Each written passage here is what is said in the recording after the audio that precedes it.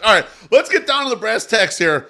In your mind, who is going to be available at number 5 for the White Sox, and who is your guy out of the people that you think will be available? I tease this on Twitter. I am 85% sure the Chicago White Sox are going to take the first prep player off the board. And they're going to take Connor Griffin, who is the National Player of the Year for Gatorade. And what we have heard is that the White Sox are aiming around $7.5 million, which is just slightly below the full slot value at pick number 5. Saving $263,000. Those savings can be applied at picks 43, 68, or 78. The tools for Connor Griffin are insane. I mean, it is 70 grade speed. He was 88 of 89 in stolen base attempts. And the one time he was picked off, he was getting too greedy. He was trying to steal home.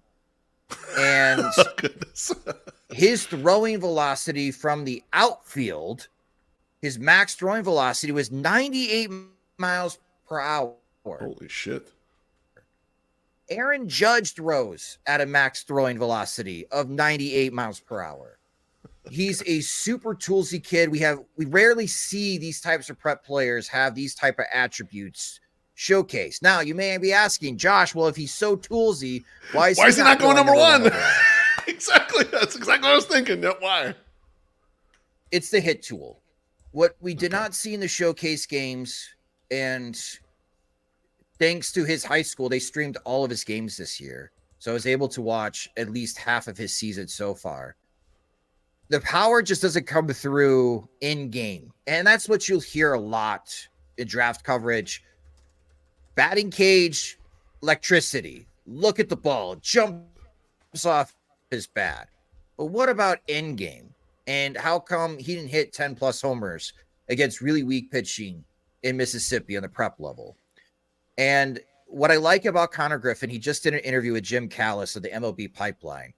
That's the first thing that Griffin mentions is when I get drafted, I want to work with the team that will enable me and help me improve my hit tool and my hitting mechanics. I am ready to be coached up. And I love that. And the reason I love that is so many high school players pretend to have this chip on their shoulder that, I want to prove the doubters wrong. Dude, you are 18 years old. Just like, hold on. Okay. No one's doubting you at this moment because we're not going to see you come close to the majors in 3 to 4 years, if not longer than that. Yeah. So whoever drafts Connor Griffin, you are getting a potential plus defender in center field, maybe at shortstop as well, which is what he played this year in high school.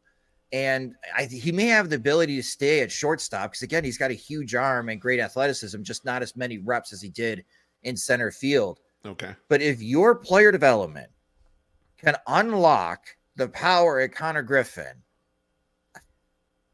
we're talking like a Fernando Tatis Jr., Mike Trout level of talent. Like, that's not hyperbole. Okay. That's the type of talent we're talking about, Connor Griffin. If he can't hit, he's Jeff Francoeur. Okay. Still a major leaguer. I mean, like, a lower level outfield player, guy you could still use,